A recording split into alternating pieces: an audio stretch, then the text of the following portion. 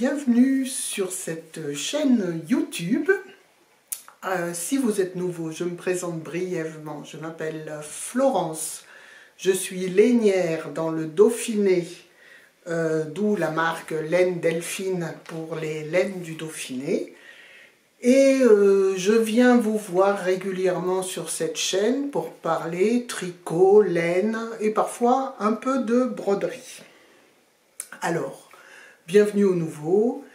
Merci à ceux qui reviennent. Merci pour vos commentaires qui sont toujours très gentils.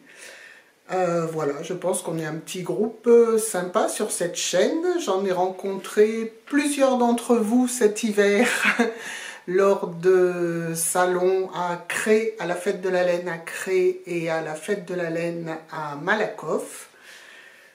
Et c'est toujours un réel plaisir. En général, vous arrivez en disant « Oh, je suis contente de te voir en vrai », mais moi, je suis aussi contente de vous voir en vrai.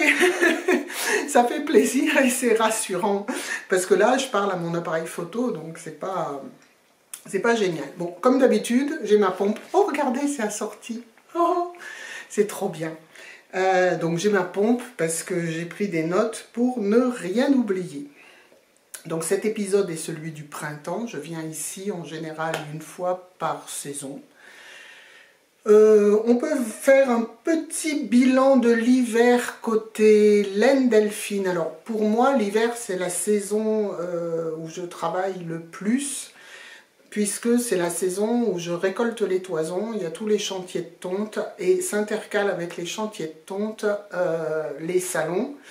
Donc pour cet hiver, je vous disais, la fête de la laine à Cré, la 33e fête de la laine de Cré, je crois, où il y a eu un monde fou. Merci d'être venu, c'était vraiment très très sympa, très intense, très sympa. Ensuite, il y a eu le salon autour du fil à Charavine, dans un petit village pas très loin d'ici, qui n'est qu'une journée. Mais j'ai aussi eu le plaisir de rencontrer certains et certaines d'entre vous, donc c'était vraiment très très sympa. De toute façon, c'est un salon, déjà il est tout près de chez moi, l'association qui organise est très sympa, et c'est sur une journée, on passe toujours une bonne journée. Voilà, pour les habitants du Nord-Isère, c'est à Charavine, le salon autour du fil, qui est toujours fin février. Et puis, le dernier salon de l'hiver, c'était l'incontournable fête de la laine à Malakoff. Alors là, je pense que cet événement devient vraiment un événement incontournable pour la filière laine française, puisqu'elle regroupe, cette fête de la laine regroupe beaucoup de producteurs, dans la mesure où il y a un cahier des charges pour les exposants qui n'acceptent pas le traitement superwash. Et donc voilà, du coup, ça favorise, ça met en avant la production française qui forcément, chez nous le superwash c'est interdit, hein, en Europe, de faire le traitement superwash est interdit puisque aucune station ne peut recueillir les eaux usagées. Et donc c'est bien de commencer, enfin je pense qu'il est temps de commencer un peu à se préoccuper de l'environnement, de la santé, parce que le traitement superwash c'est aussi enrober la fibre de plastique, un polyamide mélangé avec un polyéphédrine. Donc bien sûr les plastiques avec leur cortège de perturbateurs endocriniens. Donc, les perturbateurs endocriniens, on ne peut pas les éviter. Il y en a de partout, on sort un pot de peinture, on achète un vêtement, mais si on peut les éviter dans nos loisirs, finalement, c'est pas plus mal. Et dans le tricot, on n'a pas besoin absolument de tricoter pour s'habiller. Donc c'est bien de le faire proprement et de ne pas s'exposer et avoir en contact avec la peau des matières plastiques une fois de plus. Donc merci à toute l'équipe de la fête de la laine à Malakoff, merci aux nombreux visiteurs, ça a été un succès mais dingue quoi. J'étais en face de Léa, la fille au renard. On ne s'est pas vu de la journée, quoi. Il y avait des gens devant les stands tout le temps. C'était vraiment génial. C'était épuisant, mais génial. Voilà, donc ça c'était pour le côté salon. Pour le côté tonte, les chantiers de tonte sont finis. Alors il y a des jours, juste avant Cré, je déchargeais le mercredi soir les curons de laine de mon camion pour recharger les fils pour repartir le jeudi. Enfin, ça a été un peu intense, d'où peut-être ma mine un petit peu fatiguée, mais vous inquiétez pas, ça va bien. Voilà. Et côté tonte, ben voilà, tout est prêt. La laine est partie en direction de l'Italie pour être filée. J'espère avoir mon fil pour le mois de juin, pour avoir le temps d'en teindre pour les salons de l'été. Voilà, sinon, au sommaire de cet épisode, il est temps de dire le sommaire de cet épisode, au bout de je ne sais pas combien de minutes. Donc, le petit bilan de l'hiver, on va dire que c'est fait. Ça sera un épisode tout à fait classique avec les objets finis, les objets en cours, uniquement les objets en cours actifs. Hein. Je ne vais pas vous ressortir mes vieux en cours dormants. Je regarde là parce qu'il y en a un qui est juste là. Et puis les acquisitions, et là je regarde par la fenêtre le petit point météo. On avait de la neige mercredi, aujourd'hui nous sommes le vendredi 29 mars, il fait une température très agréable, genre 17 degrés. Par contre avec un vent, je ne peux pas me mettre sous le tilleul, donc on se retrouve ici dans mon bureau. Voilà, désolé, c'est un peu moins agréable, mais c'est comme ça. Alors, au niveau des objets finis, je regarde mes notes. Ah bah, ce que je porte. Ce que je porte est en même temps un objet fini. Ce que je porte, c'est le élixir de Cordelia Vore. Je m'approche pour que vous voyez bien la dentelle en forme de cœur. Donc le Sleepover Elixir qui est sorti pour la Saint-Valentin, hein, parce qu'avec ces jolis cœurs là, que j'ai légèrement modifié. Normalement, je pense que le... Non, ça je l'ai fait directement. Moi j'ai relevé, j'ai pas fait au point mousse le contour des emmanchures. Je l'ai relevé pour le faire en côte, je préfère. Et pareil pour l'encolure, j'ai relevé pour la faire en côte.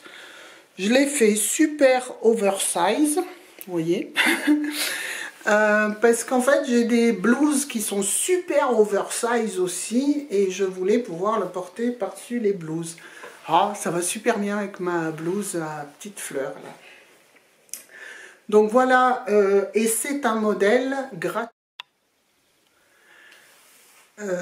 Nous avons été coupés parce que la carte était pleine au moment, je pense, au moment où je vous disais que le élixir, je vous remontre cette magnifique torsade en forme de cœur. Le élixir est un modèle gratuit que vous pouvez trouver sur Ravelry de Béatrice Cordelia Vore, Vore Tricot. Je pense que c'est Vore Tricot sur Ravelry. À chaque fois, je m'embrouille, mais bon, voilà. Donc voilà pour ce premier objet. Ensuite, on va les prendre dans l'ordre où je les ai finis. Ensuite, il y a un bonnet que j'ai commencé le jour de Noël et que j'ai terminé le 3 janvier. Et c'est le Sostre Hat de Lucienne Tricotte. C'est un modèle pas gratuit, je m'approche, que vous trouvez sur Ravelry avec un point extrêmement addictif, très addictif, et il se construit avec un revers, c'est prévu. Donc quand quand on le replie, eh ben, on voit que le joli point qu'elle a prévu sur ce bonnet. Alors, je pense que je l'ai fait avec les aiguilles préconisées et bien sûr, je n'aurais pas dû. Oui, je les ai fait avec des aiguilles de 3 mm et demi. J'ai tenu un fil fingering avec un Titicaca. Vous savez, ma combinaison gagnante. Alors, le motif, j'ai adoré, mais il est trop grand.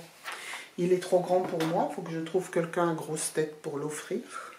Il est trop grand pour ma nièce, elle en a choisi un autre. Oui, puisque j'ai une boîte de cadeaux où pour la famille, ils viennent et ils peuvent prendre dedans, c'est des accessoires en général, mais donc ma nièce n'a pas pris celui-là parce qu'il lui était trop grand également. Alors, si personne ne le prend, je pense que, défaire de brun, je ne sais pas si c'est une bonne idée. Mais bon, bref, sachant que je tricote lâche, un petit peu, j'aurais pas dû prendre les aiguilles préconisées, j'aurais dû prendre des aiguilles plus petites, 3,25, un truc comme ça. Enfin voilà, par contre, si je le défais, je le refais, et vraisemblablement je le referai, parce que alors ce point, c'est vraiment super addictif, et voilà, c'est très agréable à faire. Hop, je le jette sur le côté. Ah oui, il faut que je surveille l'heure, parce que ça coupe toutes les 30 minutes. Donc je vais mettre mon téléphone pour surveiller l'heure. Donc voilà, je vérifie, je vous ai tout dit. Donc j'ai utilisé 78 grammes de fil et 10 grammes de Titicaca. Ça consomme, c'est un bonnet, ça consomme pas grand chose. L'objet fini suivant. Il y en a 5 en tout, hein, parce qu'en 3 mois, j'ai eu le temps de faire des trucs. Bon, j'ai eu le temps de faire des trucs, il y a un bonnet dans le tas. Hein. Alors, j'ai fait une écharpe. Ah oui, c'était la... Excusez-moi, je la cherche. Elle est là. Une écharpe... hop. Vous savez, un triangle avec un mi-corde de chaque côté.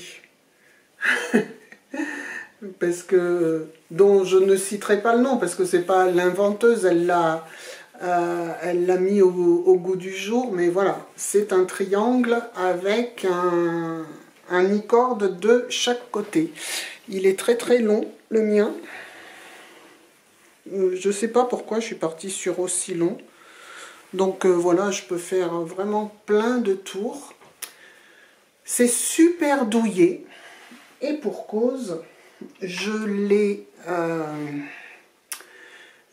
tricoté avec du pré-fil. Je vous approche ça. Est-ce que vous voyez bien? Oui, voilà. C'est le pré-fil de mon fil Lenora DK. Donc le pré-fil, hop, bah c'est connu, hein, c'est ce que c'est ce qui s'appelle le non-filet. Bah, et pour cause, c'est du pré-fil. Donc ça, c'est ce qu'il y a après sur le continu à filer, qui sera étiré et tordu pour faire le fil. Là, on a quelque chose de solide.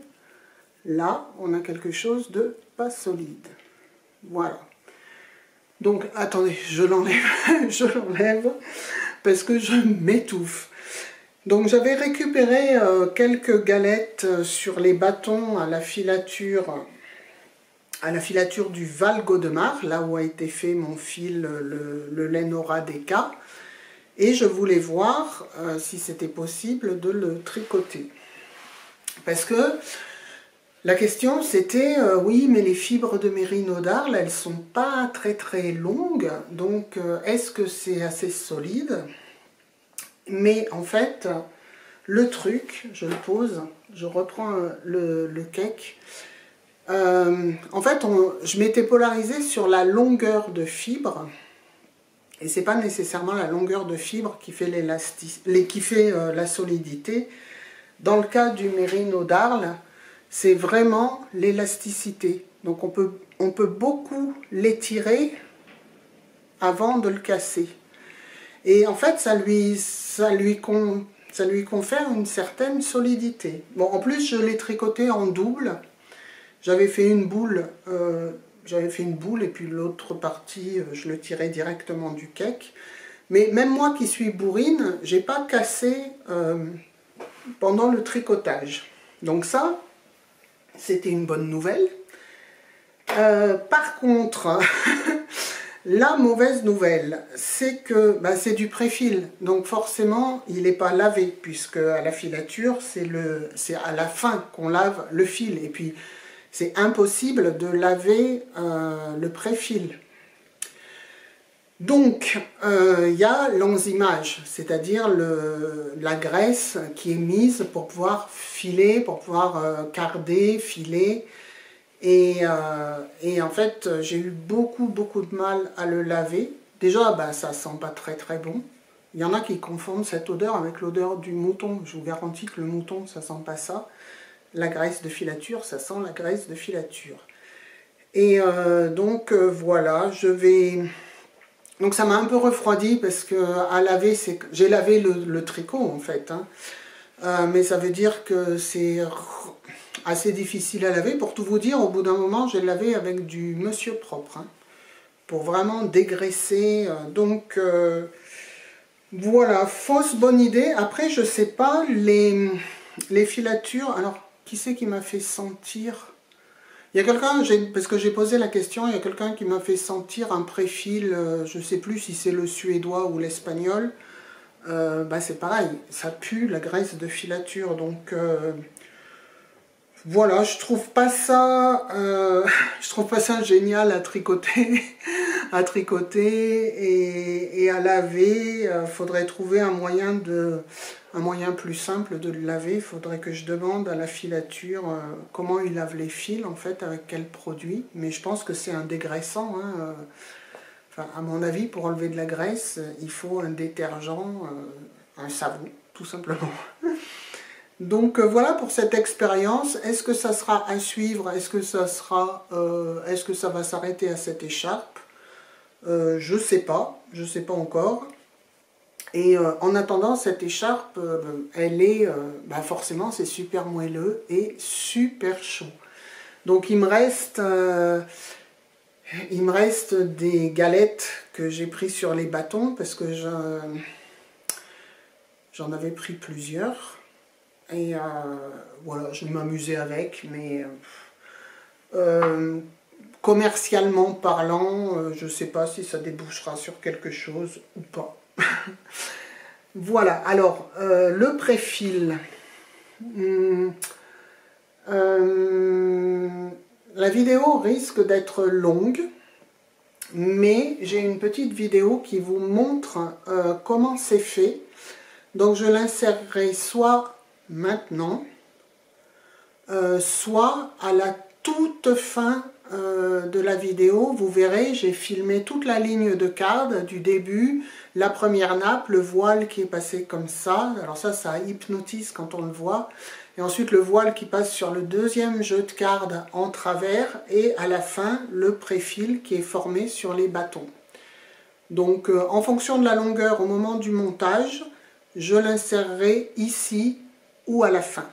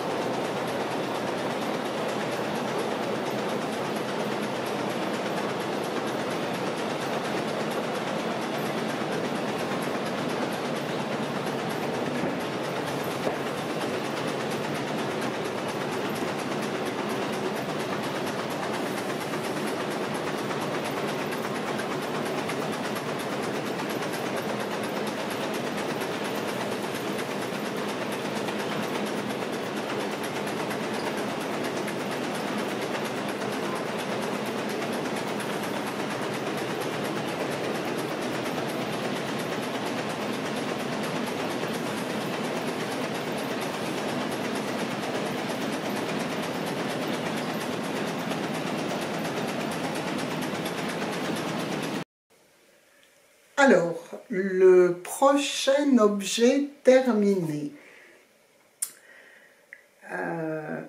c'est le porte-chaton. Je vous le montre, donc derrière c'est comme ça, il y a des liens sur le côté et là il y a une poche kangourou pour mettre les chatons. Parce que, alors donc c'est l'objet qui ne peut servir qu'à moi ou éventuellement à d'autres familles d'accueil. Voilà, je suis famille d'accueil de petits chats pour une association grenobloise qui s'appelle Petit Bout de Chat. Et on recueille des portées poubelles, des portées abandonnées, trouvées, enfin bon, de chatons non sevrés. Et donc on les a en famille d'accueil, on les biberonne jusqu'au sevrage où l'association les place avec notre concours, puisque c'est nous, les familles d'accueil, qui choisissons les adoptants dans la mesure où c'est nous qui connaissons le mieux les chatons que nous avons eus en accueil. Donc ces petits chatons, ils sont tout petits, il faut toujours qu'ils soient au chaud, ils sont sur une bouillotte assez longtemps, mais ensuite ils aiment quand même bien la compagnie, ils aiment bien être sur nous. Et souvent, moi quand j'ai des chatons en accueil, je suis à mon bureau et je retourne le bas de mon pull pour les mettre dedans. Donc j'en avais marre, je me suis fait un slip-over avec une poche à chaton. Alors, debout, je ne pense pas que ce soit très pratique à transporter, mais au moins, quand je suis assise à mon bureau, ils sont dans la poche et ils seront contents, ils seront au chaud, près de moi. Et la laine, en plus, les chatons adorent la laine. Donc voilà, rien de plus à dire sur cet objet. Il ne peut pas servir à beaucoup de monde, en fait. Il faut vraiment être famille d'accueil pour chatons, non, c'est vrai, pour en avoir une quelconque utilité. Mais là, la saison des chatons va commencer, malheureusement. Et donc, je vais l'inaugurer. Je vous dirai la prochaine fois, l'épisode de l'été, comment ça s'est passé pour les petits chats. Et dernier objet fini pour cet épisode, c'est un cardigan. Alors, où il est? Il est là. Ah, ben je vais peut-être le mettre sur un cintre. Il est là. C'est un cardigan. Vous voyez, il y a des boutons. C'est pas moi qui les ai cousus. Je ne couds jamais les boutons. En général, j'envoie une photo à ma sœur qui me dit, bon, bah amène-moi. J'envoie la photo des boutons et du cardigan fini. Et elle a la gentillesse de me coudre les boutons.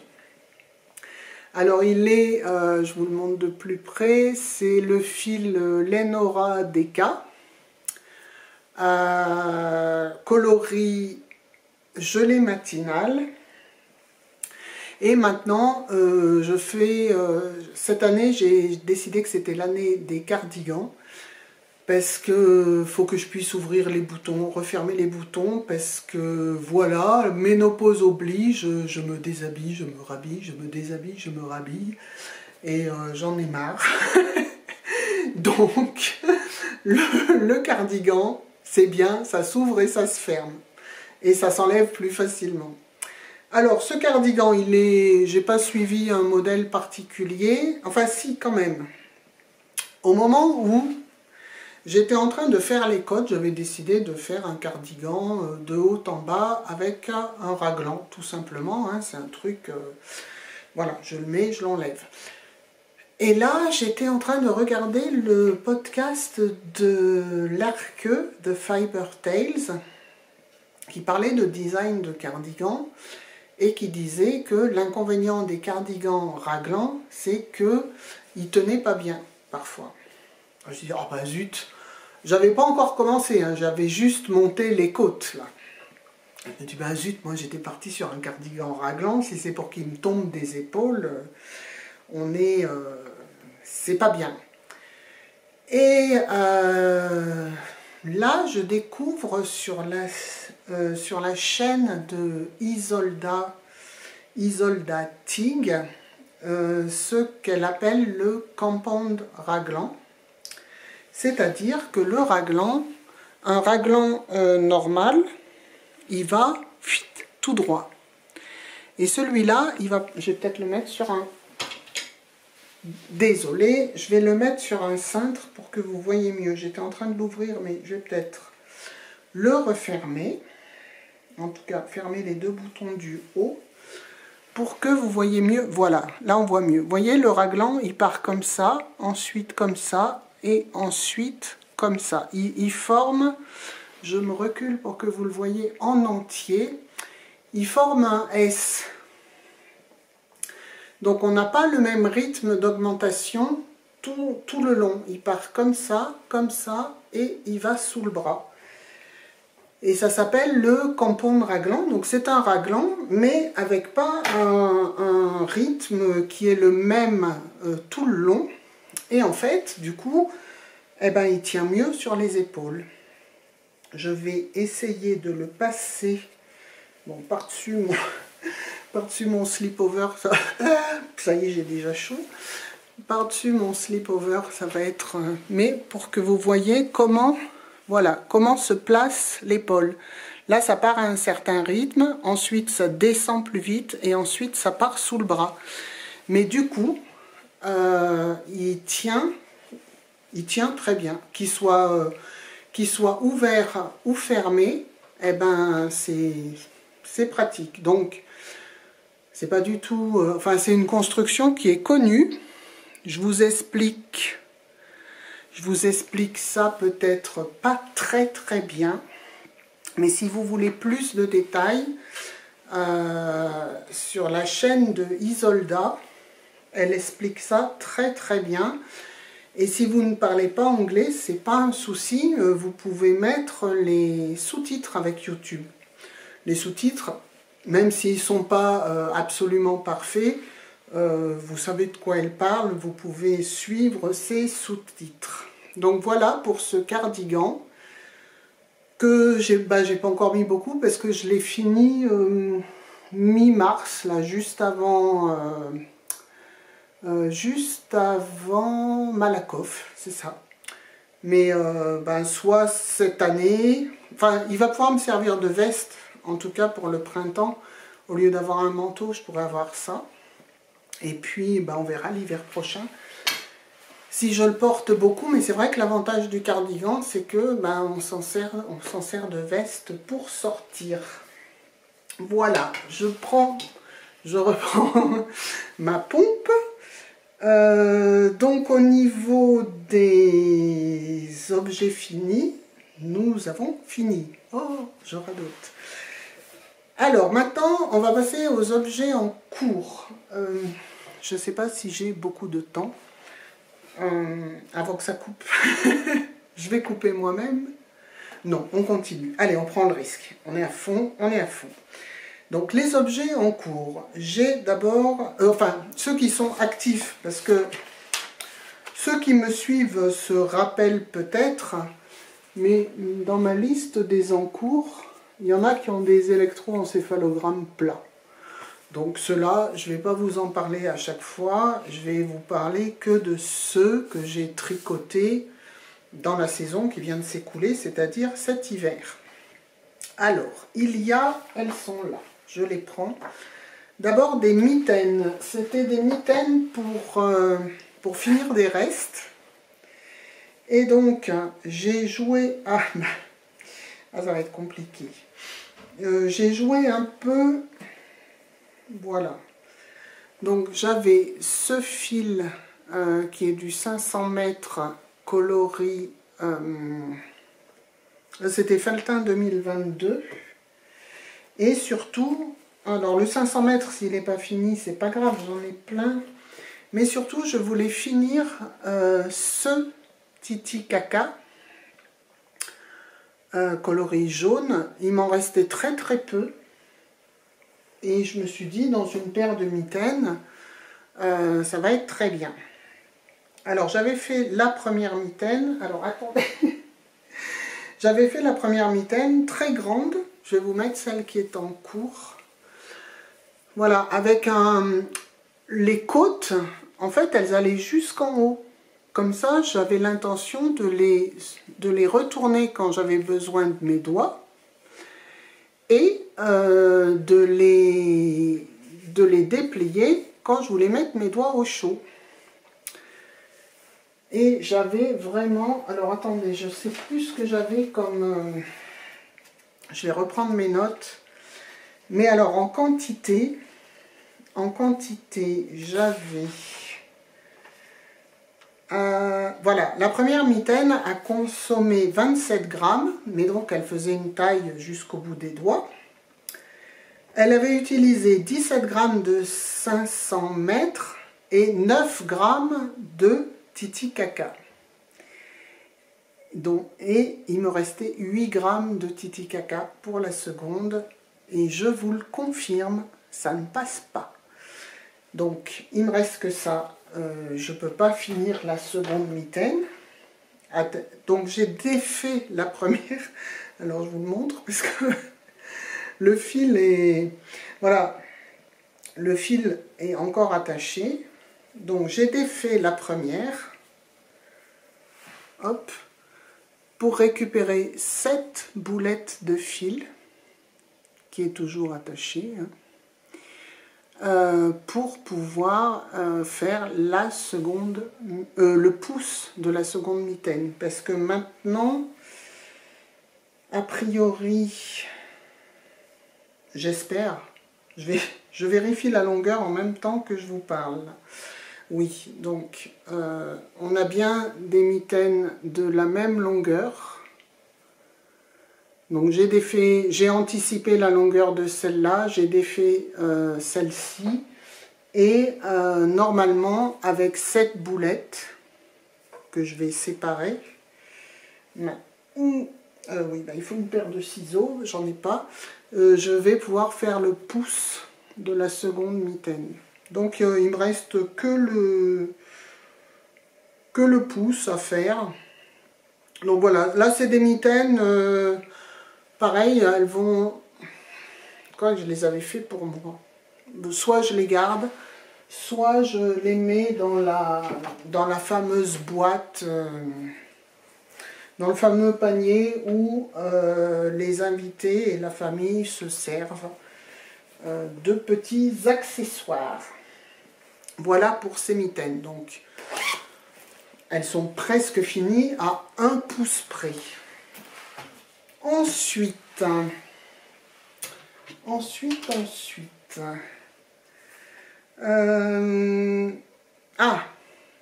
autre cardigan.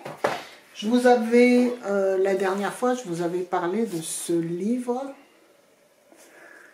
Softly Timeless Knits, de Sari Nordlund, puisque je venais de l'acheter. Et dedans, j'ai déjà fait un bonnet, et j'avais décidé de faire le cardigan Urania. Je cherche une photo. Voilà. Ce cardigan Urania. Alors, il est tout simple, et avec une torsade tout autour de la bande de boutonnage. Alors, il a bien avancé. Je vais le sortir de son joli panier mouton. Voilà. Alors, les fils, je ne sais pas, les fils, c'est du 500 mètres coloris petite souris. Et la dernière nouveauté de chez Madame Holst, le Holst Garn Lucia, qui est un mélange, j'ai plus d'étiquette, c'est vraiment, c'est un mélange dégueu, avec de l'alpaga, de la soie, de la laine et un peu d'yak. Donc, alors moi, je déteste le mohair. Alors ça le remplace. C'est poilu. Est-ce que vous allez voir comme c'est poilu? Vous voyez, c'est quand même très poilu. L'alpaga, il est brossé. mais alors c'est d'une douceur, voilà, pour ceux qui ne supportent pas l'alpaga pas l'alpaga, le mohair sur la peau, franchement, ça c'est une option fabuleuse. Alors le gilet, ah ben je vais sortir les aiguilles de leur pochette. J'ai quand même bien avancé. Il a une construction, vous voyez, non c'est dur, vous voyez rien. Je vais essayer de le mettre sur un cintre. Hop, voilà. Donc la torsade de chaque côté, elle est en miroir. Donc ça veut dire qu'en haut, là, derrière, là où on commence, on est parti une fois dans un sens, une fois dans l'autre, pour pouvoir avoir une torsade en miroir. Le début, le montage, il est là, on le voit un peu. On voit mon relevage de mailles. Alors, donc on fait une petite bande par là, une petite bande par là. Ensuite, on reprend les mailles tout autour. Et là, on fait une ligne d'augmentation sur l'épaule. Est-ce que vous allez la voir?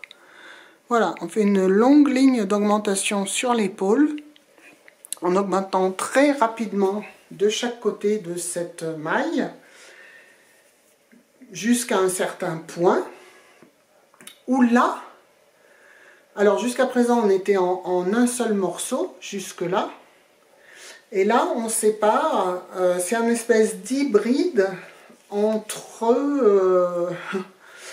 un raglan, un drop shoulders, et arrivé là, on sépare les demi-devants, le derrière, et l'autre, enfin un demi-devant derrière, on tricote jusqu'au moment où on rejoint en dessous de l'emmanchure, ici, et ensuite on tricote en un seul morceau, en continuant la torsade tout le long. Voilà. Et ensuite, on va peut-être, on va pas le voir, on va pas le voir sur le mien, puisque je viens à peine de relever les mailles. On relève les mailles tout le long pour faire une patte de boutonnage. Je vais vous... Je vais le mettre par terre. Une patte de boutonnage où elle a prévu... Alors, est-ce que je vais trouver une photo où on le voit bien? Elle a prévu des pressions. Voilà. Vous voyez? Donc, bon, bah là, il est presque fini. La patte de boutonnage, elle est repliée. Voilà, donc je vais finir ça tranquillement. Alors, faut quand même faire attention, parce que comme c'est avec deux fils, bah, faut bien piquer les deux fils.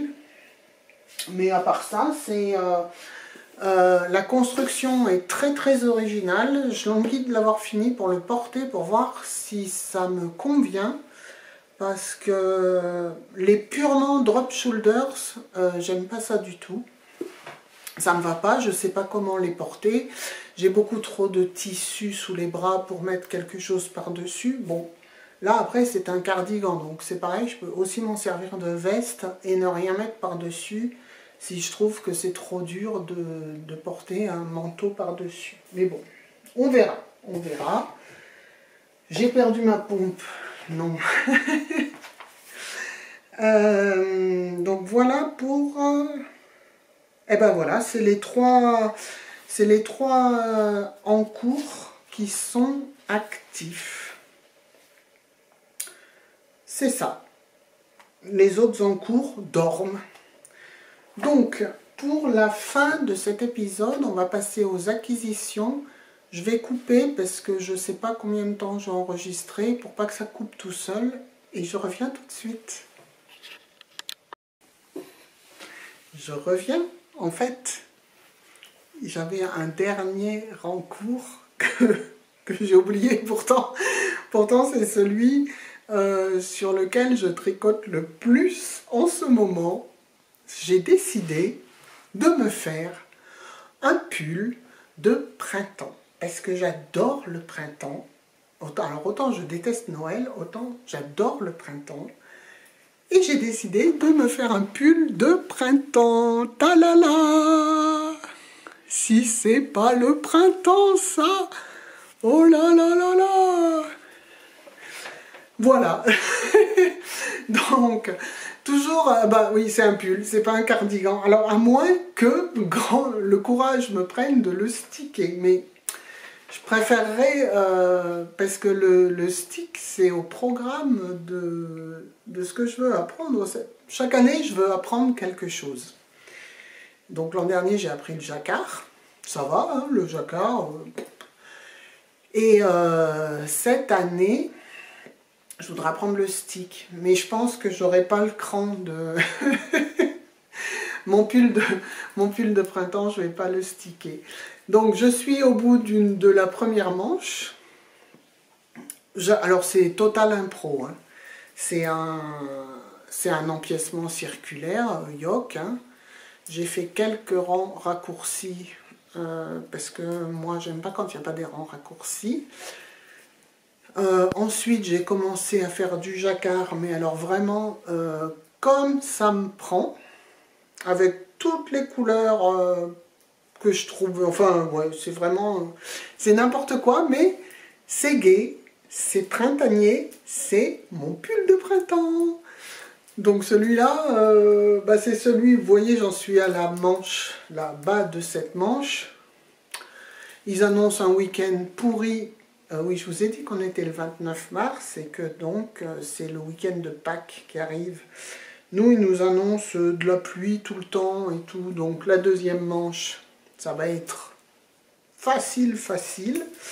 Donc à mon avis, dimanche, lundi, j'ai fini, je bloque et j'ai mon pull de printemps. Parce que le printemps vient à peine de commencer. Hein. Donc voilà, ça très content. Ça c'est le genre de tricot qui vraiment qui donne de la joie. Je voulais voir toutes ces couleurs. Voilà. Donc, et je l'avais oublié. Je l'avais oublié parce qu'il était sur mon fauteuil. Et je pense que c'est lui que je vais reprendre tout de suite. Tout de suite après avoir filmé. Donc là, cette fois-ci, c'est sûr, on en a fini avec les whips, pull de printemps. Je l'avais noté pourtant. Hein.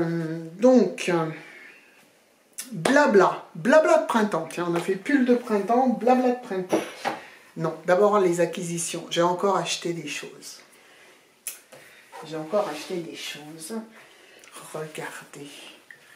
Vous l'avez sûrement vu passer. 52 Weeks of Accessories. Ben, alors, je l'avais précommandé en fait. Hein. Je l'avais précommandé et je me suis dit... Parce que moi, je tricote toute l'année, même en plein été. Et je me suis dit qu'en plein été, des accessoires, c'était vachement bien parce que c'était petit. Donc cet été, je vais faire des choses de ce livre. Déjà, les mitaines de couverture. Les mitaines de couverture, c'est... Donc vous voyez qu'il y a déjà plusieurs marque-tapages. Et il y a même... je ne vais pas tout vous montrer. Bah, d'abord, c'est un livre, donc... mais je vais déjà vous montrer le modèle que je vais faire. Voilà, c'est un headband, un bandeau. C'est un bandeau en brioche, manifestement. J'ai pas tout lu. Oui, c'est un bandeau en brioche. Voilà.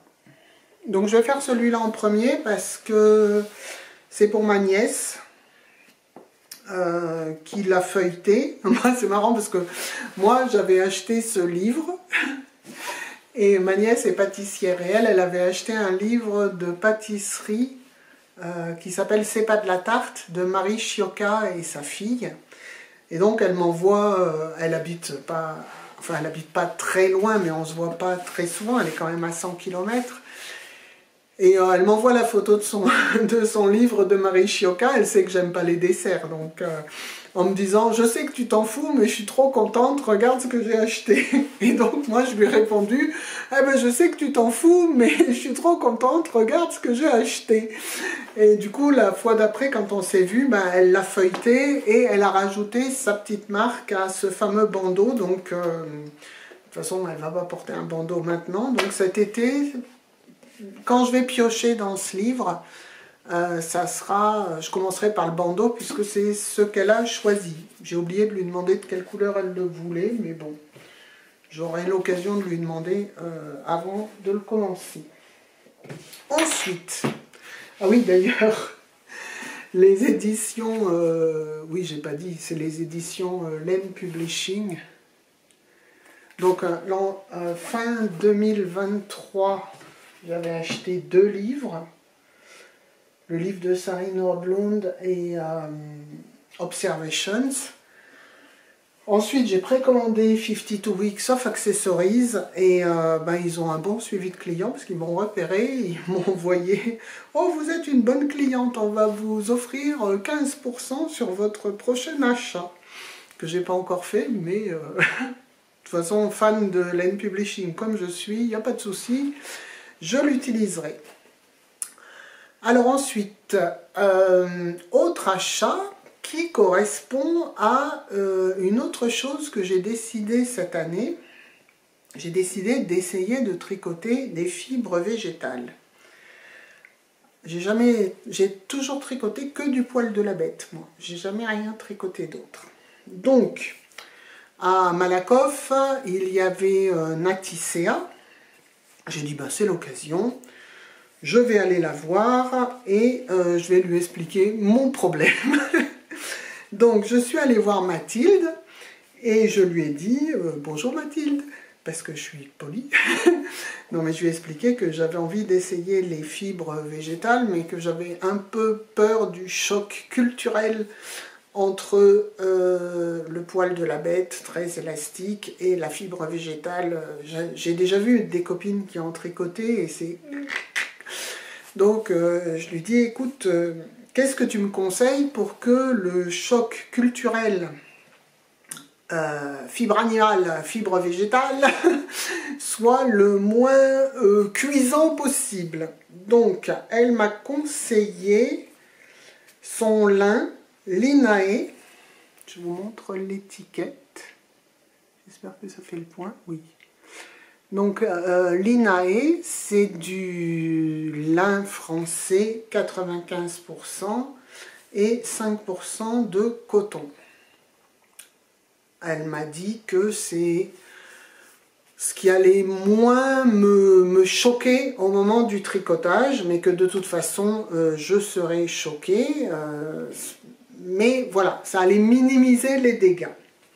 J'ai dit, allez, ok, j'ai décidé d'essayer, j'essaye. Elle me dit, mais tu verras, tu y reviendras, c'est le premier ouvrage, on en chie un peu, parce que ben, c'est pas élastique du tout. Mais ensuite, avec le plaisir de le porter, on y revient. Alors, par contre, fibre végétale, j'y connais rien, mais déjà complètement déstabilisé. Cet écheveau, là, il fait 100 grammes, alors qu'il est tout petit. Il est tout petit. Bah oui, il n'y a pas de gonflant, donc il est petit. Il fait 100 grammes et 190 mètres, alors qu'il est tout fin. Attendez, j'ai plusieurs fils là. Mais, vous voyez, le ratio... Le ratio gramme-longueur sur du végétal qui n'est ni élastique ni gonflant, ça n'a rien à voir avec le ratio gramme-longueur de la laine. Donc en laine, ils disent de le tricoter en 3 mm. Ah tiens, j'avais pas vu. Ouh! Mais j'ai presque réussi. Alors sur l'étiquette, il est indiqué que en 3 mm, l'échantillon de 10 par 10 fait 24 mailles par 37 rangs. Parce que figurez-vous que... Ah, fallait bien que je m'intéresse aux végétaux. J'ai dû faire un échantillon. Donc, ouais, j'avais lu 3 mm. J'ai pas d'aiguille de 3 mm. Je prends mes notes parce que j'ai noté la mesure de mon échantillon. J'ai fait ça le jour du printemps, le 21 mars. Je me rappelle, j'étais dehors. Donc j'ai fait le début, ce qui est en haut là de l'échantillon. Mais vous voyez, on voit à travers. Ce qui est en haut, je l'ai fait en aiguille de 3,25. Parce que j'ai pas d'aiguille 3. Et j'ai 20 mailles pour 36 rangs. 24 pour 37, ouais.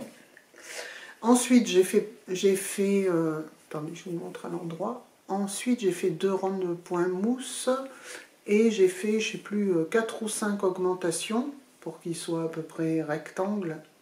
Et je suis passée, alors là, est-ce qu'on voit? Voilà.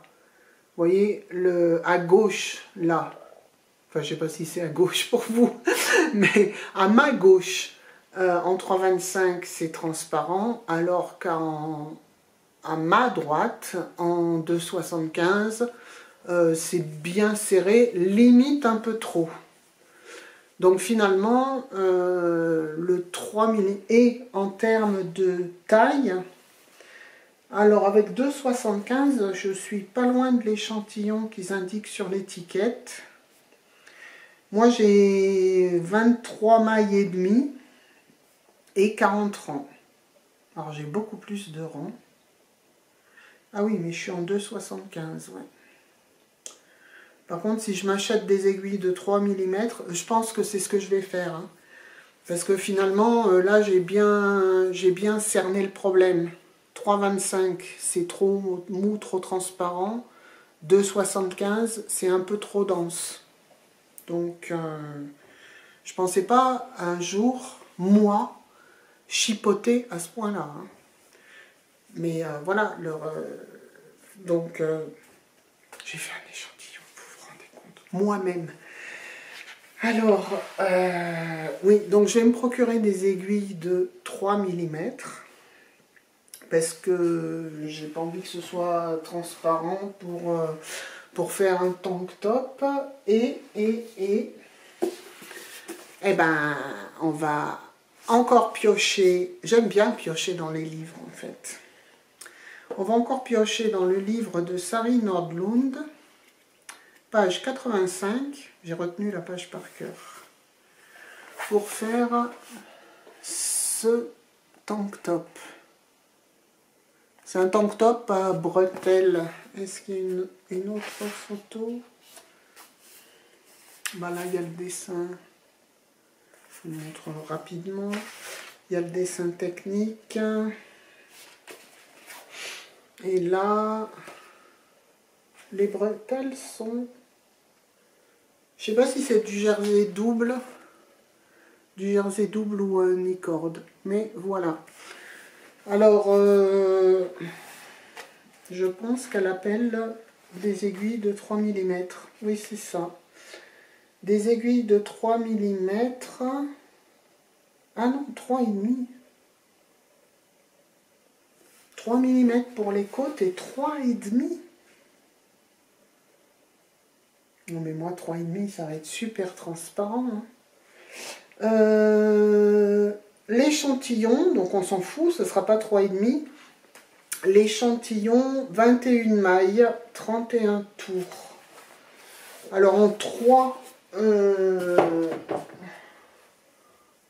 31 mailles, non 21 mailles. Ouais, en 3,25 j'avais 20 mailles, donc je vais vous le remettre dans le même sens. Voilà. Donc 21 mailles en 3, ben oui, c'est possible, puisque là il y a 20 mailles, là il y en a 23,5. On sera pas loin, je choisirai ma taille. Par contre, ce qui m'inquiète, c'est que j'ai beaucoup plus de rangs. J'ai beaucoup plus de rangs que ce qu'elle raconte. Donc si elle nous fait... ouais, bah, il sera un peu moins décolleté. Oh, c'est pas plus mal, après tout. J'ajusterai les bretelles, je verrai. Mais oui, j'ai bien envie de faire ce tank top. Sinon, je peux toujours regarder sur Ravelry. Mathilde de Naticea, elle proposait des modèles. Enfin, des modèles de designeuses qui ont été faits avec... mais j'avais bien envie de... Je vais tenter celui de mon livre. Et puis on verra bien. Mais ça sera plutôt pour l'été. Donc voilà pour les acquisitions. Et alors, un peu de blabla. Un peu de blabla, le programme du printemps. Puisque j'ai commencé par le bilan de l'hiver, nous terminons cet épisode par le programme du printemps. Et bien le programme du printemps, en ce qui me concerne, c'est des vacances. Oui, donc je vais partir en vacances, ça ne m'est pas arrivé depuis 2018. Et je pars en vacances fin avril. Alors c'est sûr que nous, partir en vacances, tout de suite c'est compliqué parce que on ne met pas nos animaux en pension. C'est un peu compliqué. Enfin, on a 3 chats, 3 chiens, des brebis. Donc, heureusement, j'ai une copine qui est bergère, qui vient à la maison, qui vient s'installer pour s'occuper de tout ce monde-là. Parce que sinon, si personne peut venir chez nous, on ne peut pas partir en vacances, quoi. Donc voilà, ça c'est bien. Et je vais partir en vacances, où ça? Eh ben, au Pays de Galles.